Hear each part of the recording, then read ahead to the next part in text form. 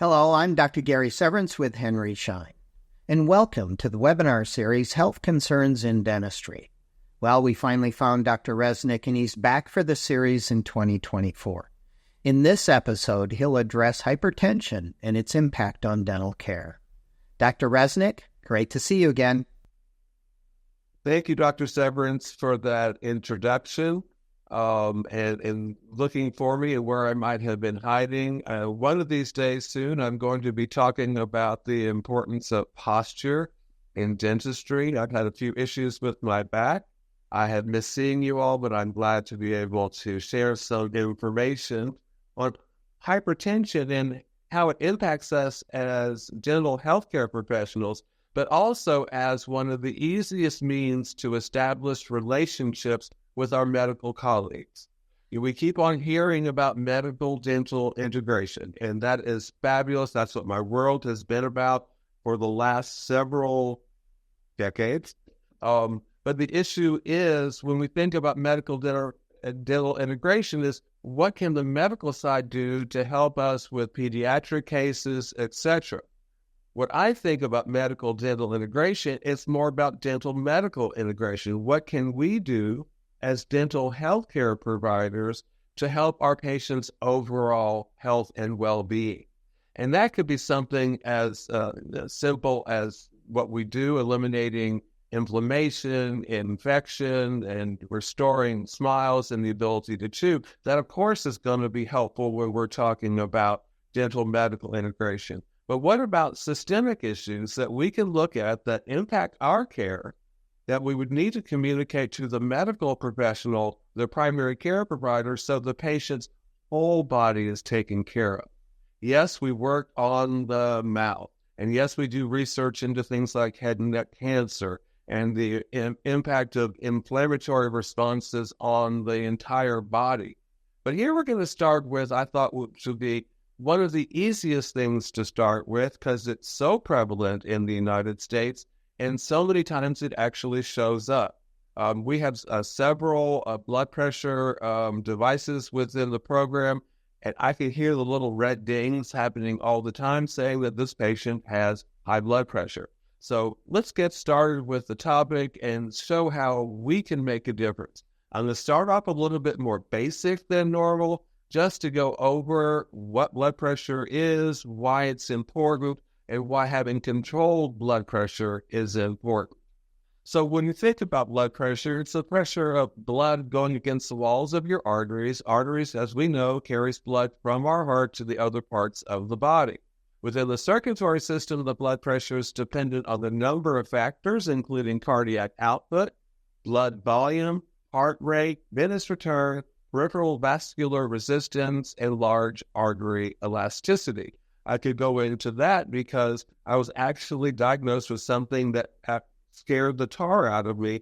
I had an aortic aneurysm. And then when I heard that it was 5 centimeters, I almost fell out of the chair. It really means nothing. What I needed to do was to get my blood pressure under control to stop that process. And I think it's interesting, or we really need to know that blood pressure is more about stroke and heart attack, but it actually can cause end organ disease failure, and it can cause issues with your whole cardiac system. So we're really doing a cardiac screening when we're looking at blood pressure. I think that's the message. So we use the two numbers, the systolic blood pressure, or the top number is the pressure our arteries have when your heart beats. The second number, the diastolic blood pressure number, when your heart rests in between the beats. So the measurement would be ideally something like 120/80, and it's 120 is measured in millimeters of mercury. So that's how we measure blood pressure. We're all familiar with it. We have it taken when we go to the physician. If you're a patient of mine, you have blood pressure taken at every visit. We want to basically do our part of screening because we're part of a very large health system, and one of the things we look at from the ambulatory care model is getting how many patients can we get with blood pressure that is no longer at 140/90, that we have been a part of getting the blood pressure reduced.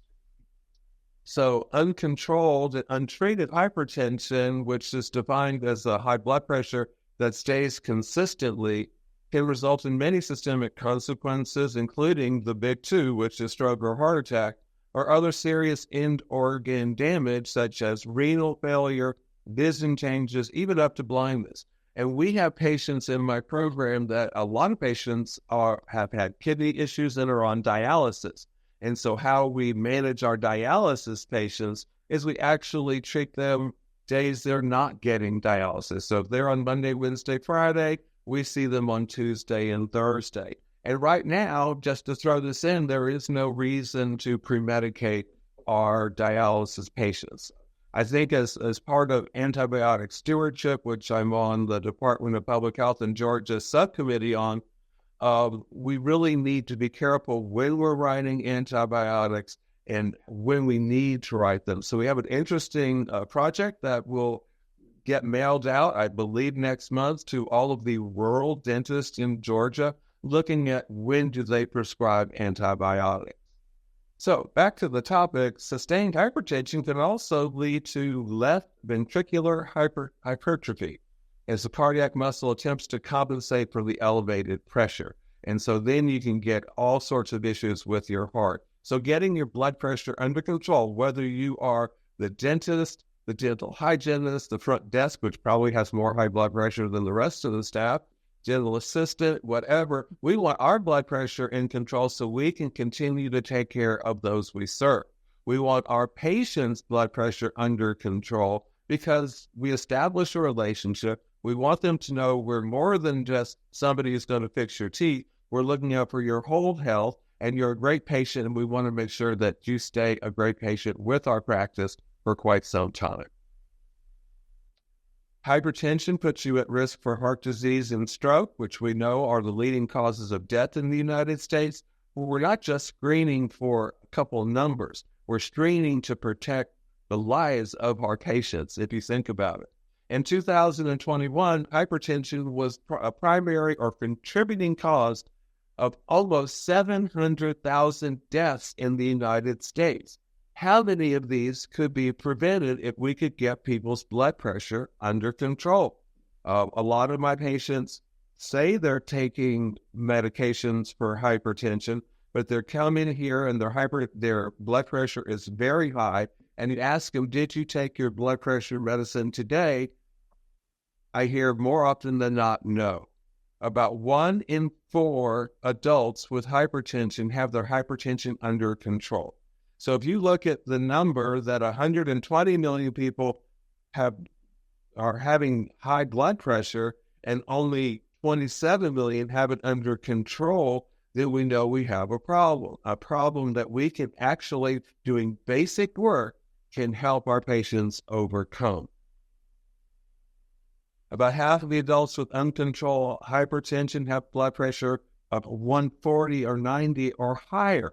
And those numbers are definitely high. This includes 37 million U.S. adults. About 34 million adults are recommended to take medication as needed to deal with their hypertension. Almost 2 out of 3 of this group have blood pressure of 140 over 90 or higher. So we have an issue with adherence to taking blood pressure medicines. We have an issue with, is it just white coat syndrome and we don't need to have be on medication? Can we manage it through diet, et cetera, et cetera? Those are questions that do come up. And we know when we're doing procedures and we're injecting an anesthetic with epinephrine, we need to be a little bit more careful.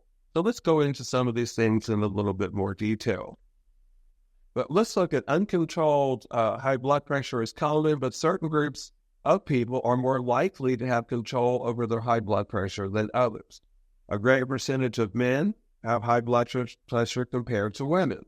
High blood pressure is more common in non-Hispanic Black adults than in non-Hispanic white adults, non-Hispanic Asian adults, or Hispanic adults. And it's really sort of interesting when you see the difference between our non-Hispanic Black adults was 56% compared to 39% of our Hispanic adults. Among those recommended to take blood pressure medicine, blood pressure control is higher among non-Hispanic white adults, than non-Hispanic Black adults, non-Hispanic Asian adults, and Hispanic adults. So you can see where we are with getting people on medication and how we need to deal with it. If you look at parts of the country where we have hypertension, just like almost every other disease, there is a focus on the South and the Southeast, even in this case up through the mid-Atlantic states. So there's some areas where we don't have enough data. This is a CDC map. Alaska, we have an area of significant high blood pressure, but just look at my home state of Georgia, my previous home state of Florida, and my neighboring states of Alabama and Mississippi, Tennessee, and the Carolinas. You can see that it really is a problem. Do I base the fact that I take blood pressure on all of my patients all the time based on where I live? Not necessarily. I think that it's just a good practice to know where your patients are when it comes to blood pressure. So when you think about the healthcare team can screen for, which is what we can do, or diagnose high blood pressure and make treatment decisions by reviewing the systolic and diastolic blood pressure levels and comparing them to levels found in certain guidelines. There are actually two sets of guidelines out there. And I'm going to say that my favorite is the one made in 2003 compared to the one in 2017 based on one thing. According to the 2003 guidelines, and they say high blood pressure, so the blood pressure is consistently 140 over 90, I actually don't have high blood pressure anymore. The medicines are working. My blood pressure is in the 130s and like 83, which for me is incredible. I've always had hypertension. Now, actually, I don't anymore, at least according to the 2003 guidelines. If I look at the 2017 guidelines, I'm still considered to be hypertensive. So I do things like reduce the amount of salt, certain things I do with my diet, because I do want to be around for the long term. So here are the two different kinds. The seventh report of the Joint National Committee on Prevention, Detection, Evaluation, and Treatment of High Blood Pressure. These are the guidelines that I said I liked, the 2003, where a normal blood pressure is 120 over 80 or less. At risk is 120 to 139 and 80 to 89. And hypertension is 140 or higher and 90 or higher. That compares to the more recent guidelines, the American College of Cardiology, the American Heart Association guideline for the prevention, detection, evaluation, and management of high blood pressure in adults. So normal is less than 120 for the systolic and less than 80 for the diastolic. Elevated is 120 to 129 diastolic, less than 80 on your systolic. And then hypertension is 130 or higher and diastolic of 80 or higher. So I'm getting close to meeting those 2017 guidelines. I do have my blood pressure checked on a regular basis. I am one of those people that has hypertension, but I have no symptoms of it. So there are people that will come to your practice that you know have hypertension. They'll put it on their medical history. And if it's on their medical history, please make sure that you take their blood pressure when they come in. Others don't even know that they have hypertension. Oh, I went to the doctor. I don't like going to the doctor. I have white coat syndrome. My blood pressure is high. I'm going to the dentist. I'm scared of the dentist. You should never be scared of us. We are some of the most compassionate people out there. The dental healthcare team I've worked with incredible people, some of which over 30 years, many of which over 25 years. It's like my second family. So going to see us, we try to take the stress out of dental visits with music, with things that we have on the television. Every one of my operatories has a view of either downtown or Buckhead in Atlanta. So the whole goal is, what can we do to make a calming and more entertaining environment for those we serve? And I know everybody has the techniques that they use. So signs and symptoms of hypertension usually has no warning signs like I was talking about. Many people don't know that they have it. I have known that I've had it for some time, and I have been treated for some time. But only recently have I been able to get it under control. And I think there are several factors that might go into that. But the only way for someone to know what their blood pressure is to have it measured. What causes high blood pressure develops over time. It can happen because of unhealthy lifestyle choices, such as working too much. I just threw that in. Such as not getting enough physical activity, being obese, having other health conditions like diabetes can also increase the risk for hypertension, and hypertension can also happen during pregnancy. So where can people get their blood pressure measured? Well, by healthcare team members. I have never been to a routine visit of my primary care provider without them taking my blood pressure, pulse, and temperature. Here in the oral health center that I run, people come in and they get, just like you're going to the physician, we take your blood pressure, your pulse, and your temperature. Which raises a question. How often do you take your patient's blood pressure? Do you take it before invasive procedures like oral surgery, implant placement, periodontal surgery? Or do you take it on your new patients to establish a baseline so you know where you're working from? Or a combination of both. I'm going to have a baseline for all of my patients, and then before they have certain procedures, that's when I'm going to go recheck their blood pressure. But you imagine if you had taken out a significant period of your schedule on a day to place an implant, and the patient comes in and they have uncontrolled hypertension, you weren't measuring as you go along, you can't do the treatment that day, you've wasted a lot of time. So that's why we take blood pressure at every visit. So blood pressure, pulse, and it does get entered into our electronic medical record. Working the medical dental integration means that we have to be able to communicate with one another, and we have to be able to know what questions to ask. So literally what we're looking at is risk reduction. How do we do risk stratification? We know if we can get the blood pressure under control, our risk of having a bad outcome is greatly decreased. You can get your blood pressure checked at a pharmacy waiting to get your medications filled. Normally I don't do that. Home blood pressure monitor. Actually, when I was first put on my first medication to treat hypertension, I would go to the local fire station and have them check it. One, I got to meet the people there. They were really nice about it. I could just drive up. They take my blood pressure and pulse and let me know how I was doing. So there are several venues to do this. But for us, as healthcare providers, we really need to consider taking your blood pressure at every visit. I was recently at a OSAP conference, and I asked that question to my audience, and everybody raised their hand. And I wanted to say, okay, I know we're infection control people. I know that we're really about patient safety. Do you really do that? And they kept their hand up, and I was very much impressed. So what affects the blood pressure reading? There's several things, and the most common is white coat syndrome.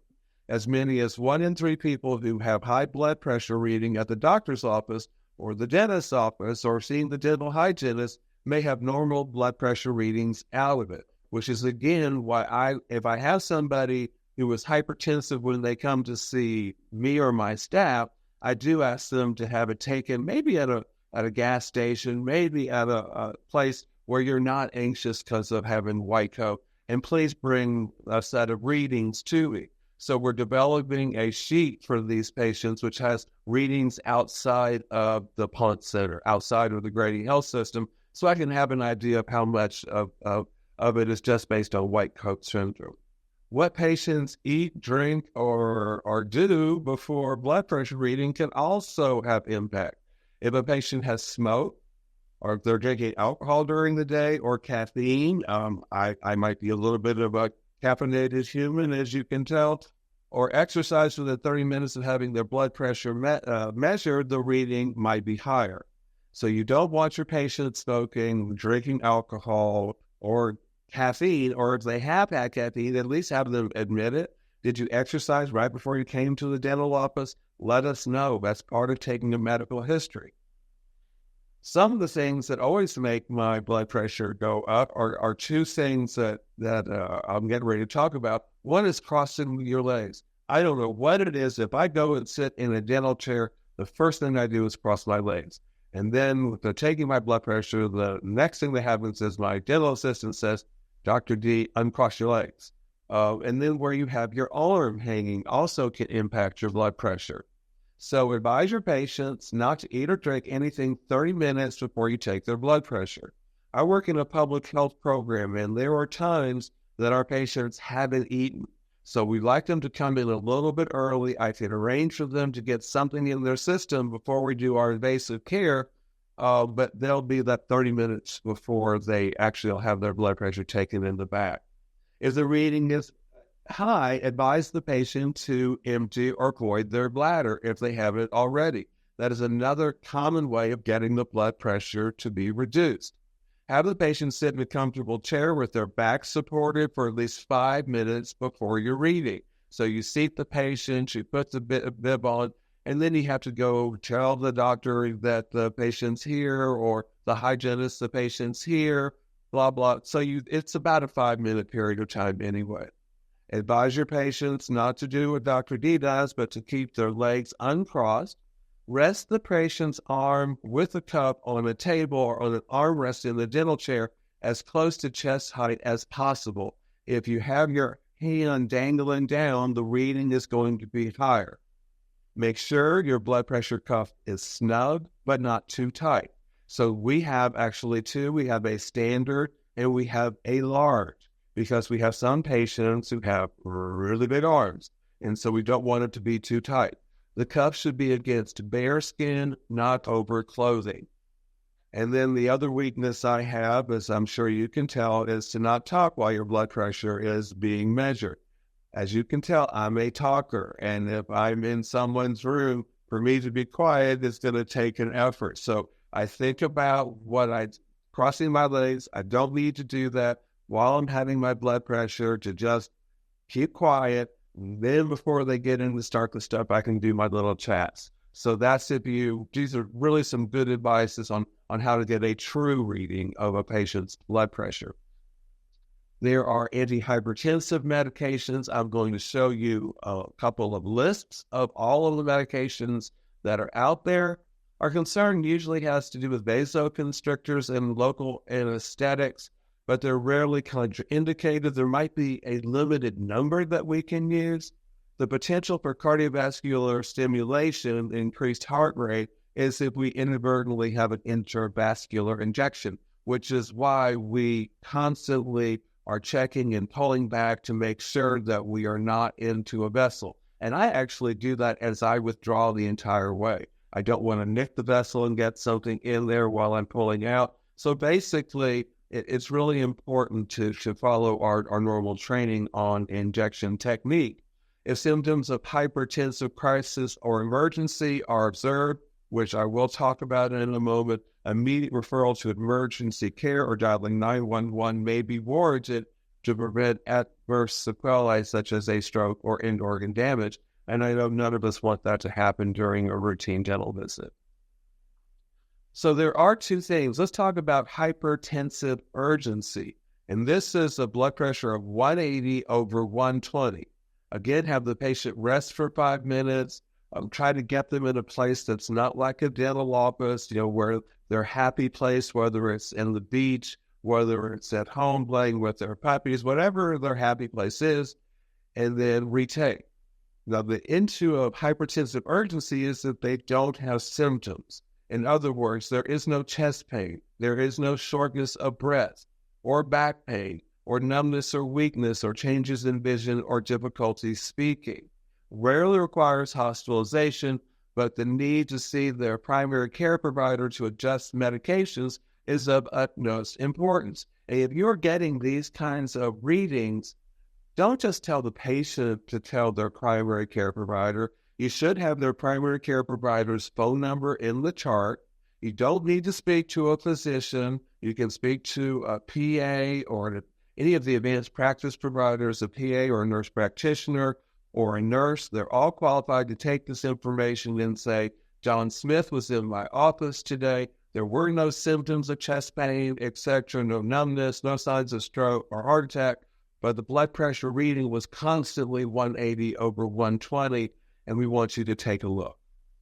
Then there's the hypertensive crisis or emergency, and this is when you have a blood pressure of a minimum of 180 over 120 with symptoms, including chest pain or shortness of breath, back pain, numbness or weakness, changes in vision or difficulty speaking. Is considered a hypertensive emergency. Call 911. What we do in my program, since we actually have our own acute care center, is we put them in a wheelchair. We'll take them down to our acute care center. If they need fluids or whatever they need, we can actually do it there, and then we can call 911 to have them transferred to the hospital. So I know I'm in a very spoiled environment because I work in an interdisciplinary care program, but honestly, this is where I've learned all the things I get to teach you, because I have great communication with our medical colleagues. It's a mutual respect. We are doctor to doctor. We are doctor to advanced practice provider. We're dental hygienist to advanced practice provider. Whatever the relationships are, we are equal footing, and we just need to get over whatever our concerns would be, enforced communication. Because when we're thinking about interdisciplinary care or medical dental integration, the key is communication, which is why I've started off with something like hypertension, because we're doing a test that is a simple screening. It doesn't involve blood or body fluids, so we don't need a CLIA waiver, which is something we'll talk about in the future. So if you're taking blood for to check someone's sugar, or if they have diabetes, or if you're looking at their hemoglobin A1C, if they're a diabetic patient, or say you're screening for HIV, which I set up in some programs around the country, you need to have a CLIA waiver whenever you're dealing with body fluids or with blood.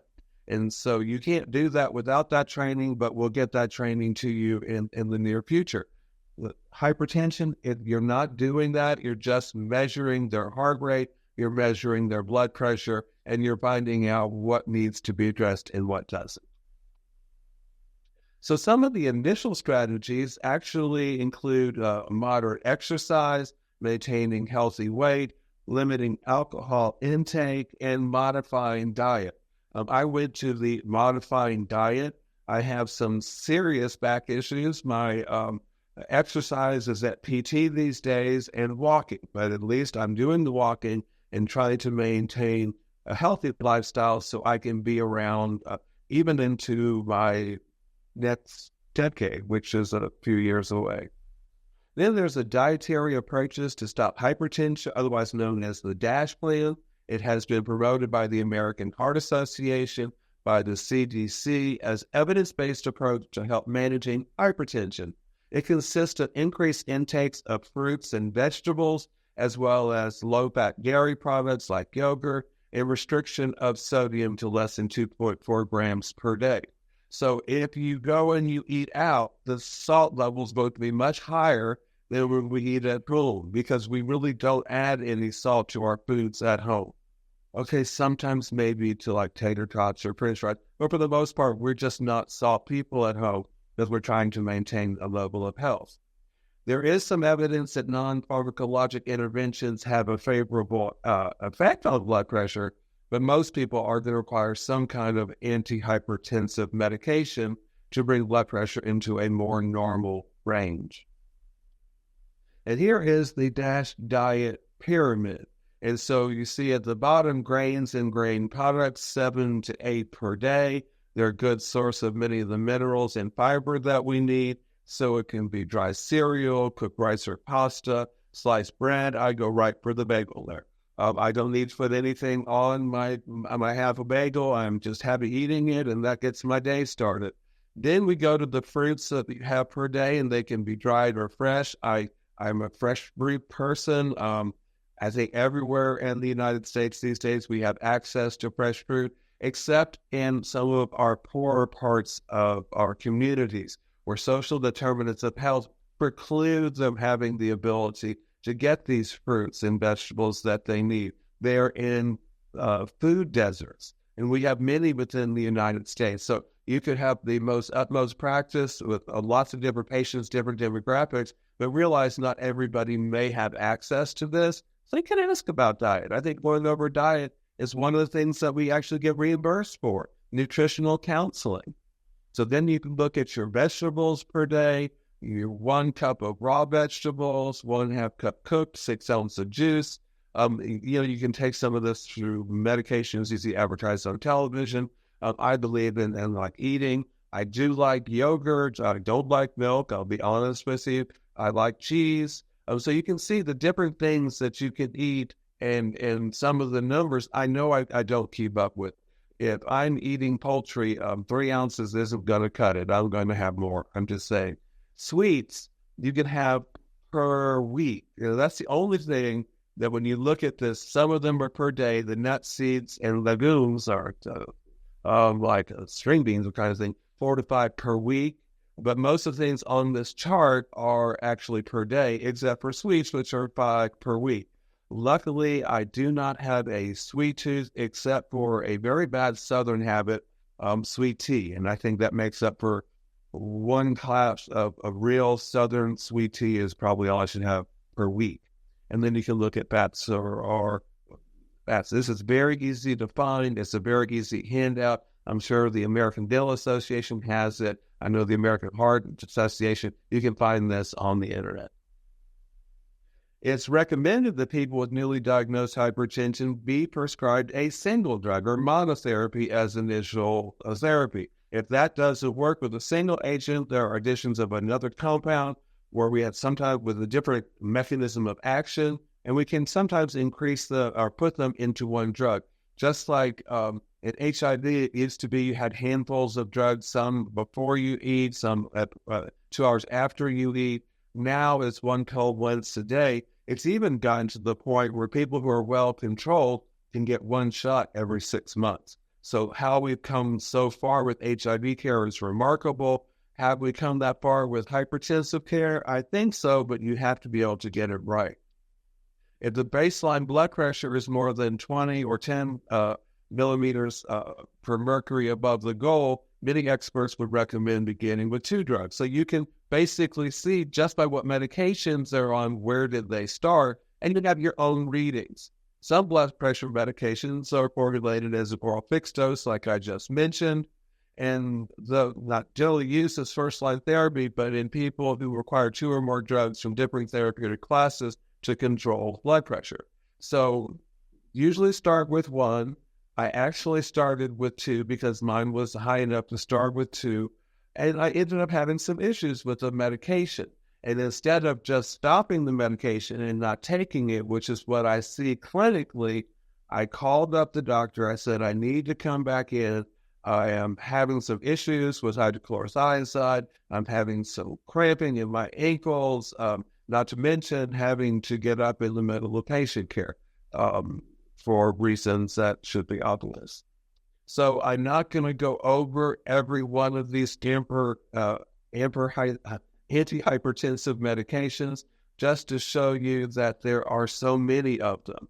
You have your alpha-adrenergic blockers, you have your central blockers, direct vasodilators, peripheral adrenergic inhibitors. I mean, there's just class after class of these drugs, and you can look and see some of the ones that I think will be common for what you see on your medical histories. This is actually a 2-page thing here. So if you need these slides, I know that the video will be available. You can just stop the video and cut this out if you'd like to have these. They're also available on the American Heart Association's website. So I am actually on 2 medications. One medication these days just doubled the dose, and my blood pressure, according to the 2003 guidelines, my favorite is good. Symptoms of a hypertensive crisis emergency may include headache, vision changes, shortness of breath or chest pain. Immediate referral to emergency care may be warranted to prevent adverse sequelae. I mentioned this. I want to mention it again because we have had that show up in my program. I am in the South. I have some demographics that are more likely. We went over demographics of patients who are more likely to have hypertensive. That's predominantly the patient population I serve. Proposed blood pressure thresholds and management algorithms from the American Dental Association practical guideline to patients with medical conditions for elective and emergency dental care follows this slide. So we do have recommendations from the American Dental Association, and what should we do? So first, we already know about white coat syndrome, so we might have an issue there. But we also, when people are in pain, they have high blood pressure. And to be frankly honest, I had nonstop back pain that was going along with my hypertension. Now that my back pain is actually under control, I'm responding better to the medications and my blood pressure is going down. So that's one of the reasons why gathering information on your patient's health status and current medications in all dental patients, including those with hypertension, is valuable. I know that we go over a serious workup on our initial visit and that our hygiene team will go over, but if you're on an electric dental record, which 99% of us are on these days, please make sure you update their medications because there will be changes. And even with our EMR, our electronic medical record, I can see medications that are on a patient's chart that I know they're no longer taking.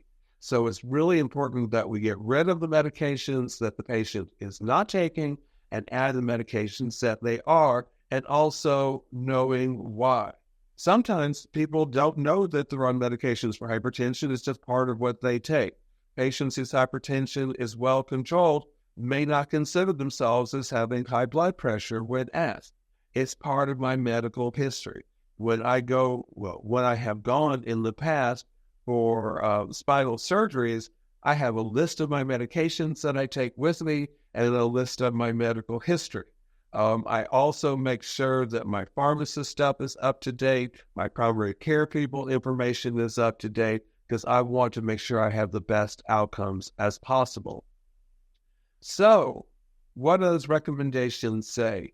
You have, for elective dental care, if the blood pressure is less than 160 over 100, no modification is needed.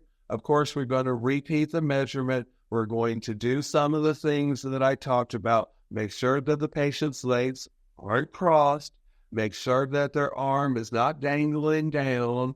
And make sure they're in a quiet place for a few minutes if you're retaking it. And if they need to void, give them the opportunity to void. Again, if lower within the guidance, proceed.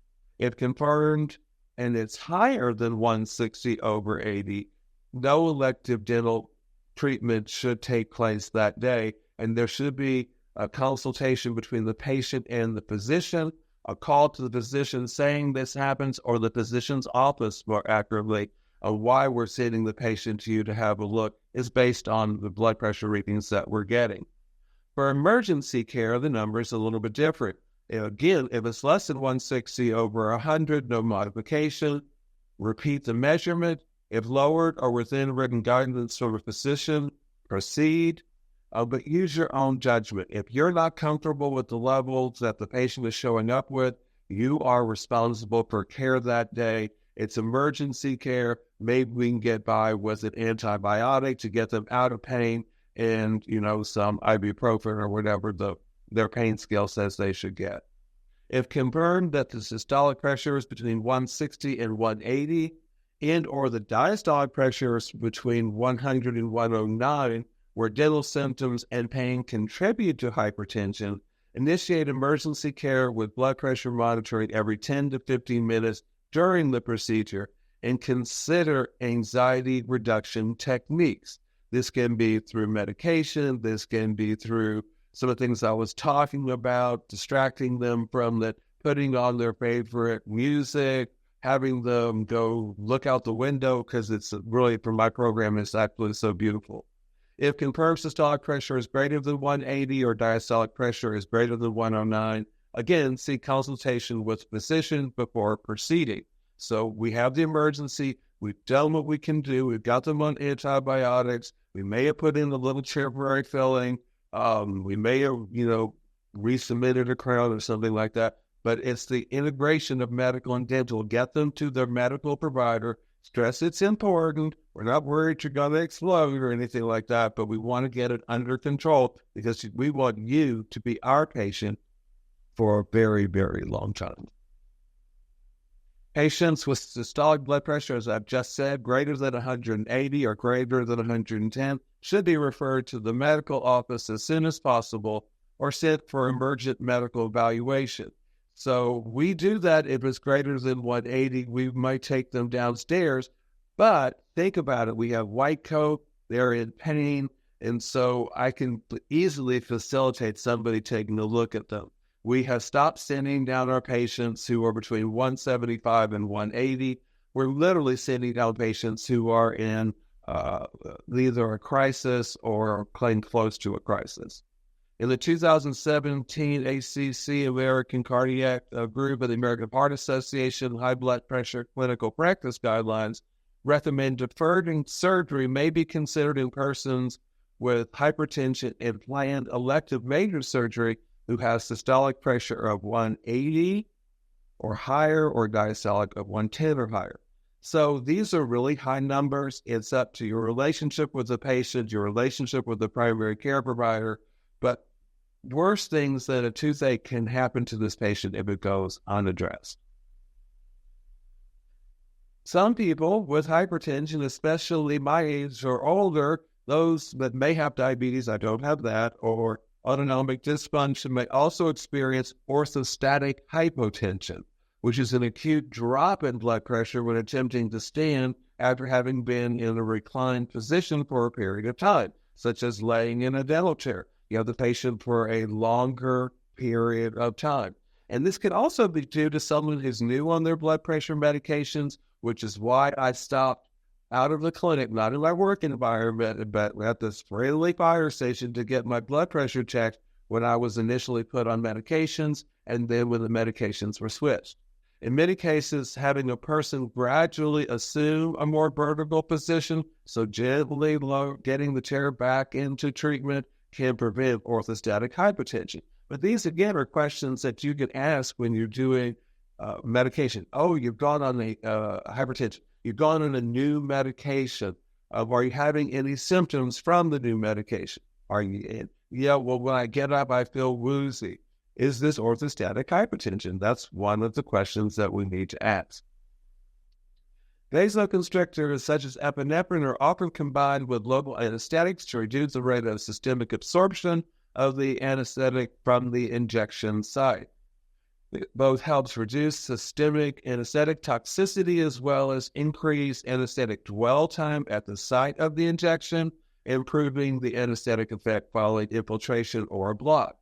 Vasoconstrictors may also be used to reduce bleeding at the operative site. And I'm sure many of us have done this over the years. We've had post-op bleeding, and we might treat with a higher concentration of epinephrine.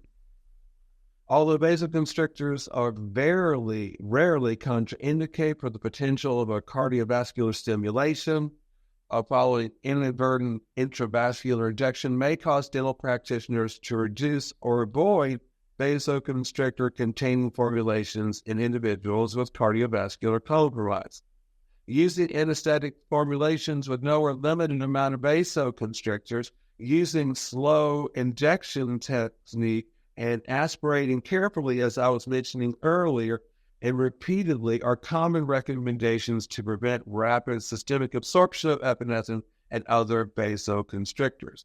So what I do when I'm spot checking is I can look at the medical histories from my office. I can go into room 10 and look at the number of carpals that were used based on this patient, which is sort of interesting. If a vasoconstrictor is required for dental treatment and there is a medical history suggesting a need for caution, a common recommendation is to limit the epinephrine dose to 0.04 milligrams in adults. So that would be one cartridge of an anesthetic containing 1 to 50,000 epi, 2 cartridges of anesthetic containing 1 to 100 epi, and 4 cartridges of anesthetic containing 1 to 200. So you could actually mix your anesthetics. You could do up to 2 carpules of 1 to 100, and then you could actually use that have less than that or have no epinephrine in there. And I actually do look at that as a concern for me.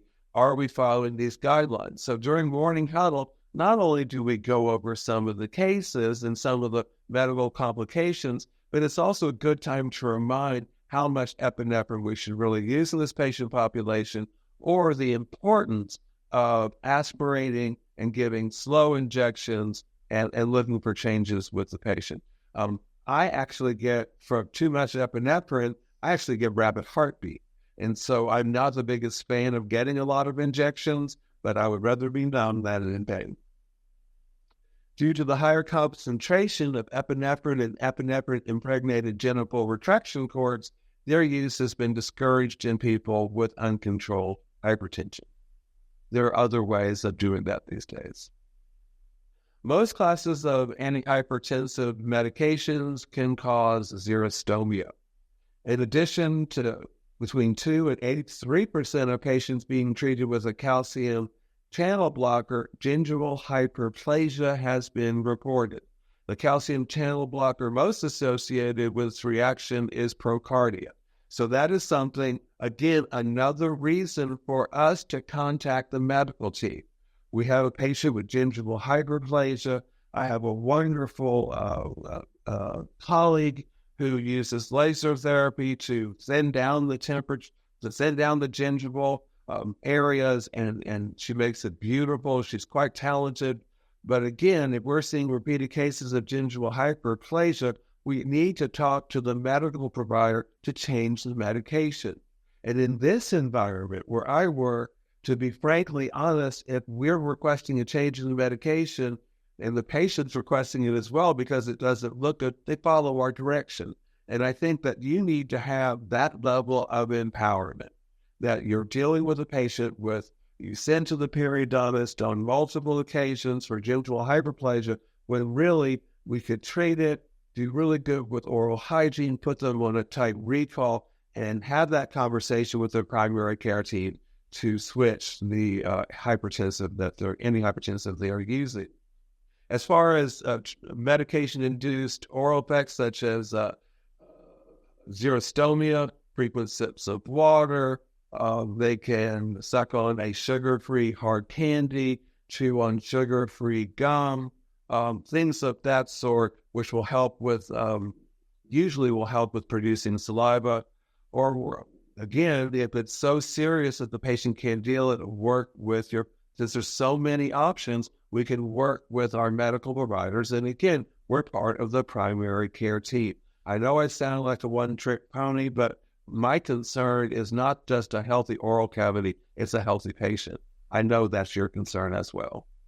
So if we look again at some of the changes that these medications can cause, we can see dry mouth showing up on several, direct vasodilators, facial flushing, possible increased risk of gingival bleeding and infection. Some can cause taste changes and lichenoid reactions. So knowing the medication and potential side effects, and there's a great, dental medication book put out by the ADA. There's other resources that are wonderful. You can literally go on the internet or on your phone and find out what the interactions are if you don't know, or what the side effects are. So you have dry mouth, you can get angioedema, sinusitis. The medication I'm on can cause back pain. Considering I've had a few lumbar fusions, that's not so good. It can cause congestion, and it can cause GI distress. So I know those symptoms are part of it. I had the conversation with my primary care physician and my surgeons. And at this point, since I have minimal discomfort, I know it is not my hypertensive medication that is working, that's causing it. But there can be taste changes on some of the parotid pain. You can just look at these symptoms, and if some of these symptoms are showing up in your patients, it might be time to have that call. So where do these resources? I did come up with a bunch of resources for you from the American Heart Association, which has high blood pressure definitions, the types of blood pressure medications that are out there, their definition of high blood pressure. Again, the CDC has a lot of references here on hypertension. Fast Facts, the National Heart, Lung, and Blood Institute has their own hypertensive guidelines. So there are multiple guidelines for you to look at besides this webinar. And then there's several resources that I put on here that I wanted you to have. I try to keep them as recent as possible with the exception of that one from 2003. Just again, some more guidelines. And what I really am happy to see is that colleagues of mine are some of the people who have put these dental clinics together. For instance, Dr. Glick and Dr. Patton, I've worked with for years. And it's always good when you see colleagues of yours really doing important work. And I know there are many of us out there that do important work. So there will be other webinars to follow. As always, it is a pleasure. We want you to send in questions. I do answer questions when they come in. You can complete the survey. I'm sure there'll be more information from Dr. Severance when I turn it over. I do plan on talking about diabetes and some point-of-care testing in April. So until then, as always, it's been an honor and a privilege. And back to you, Dr. Severance. Thank you, Dr. Reznik. Welcome back, and great to have you share all that valuable information. And thank you for watching. If you have any questions, concerns, or ideas for future episodes, please email us at webinars@henryschein.com. And to be notified of upcoming episodes, please click the bell icon below and subscribe. Thank you for watching. We'll see you next time. And please, until then, stay safe and stay informed.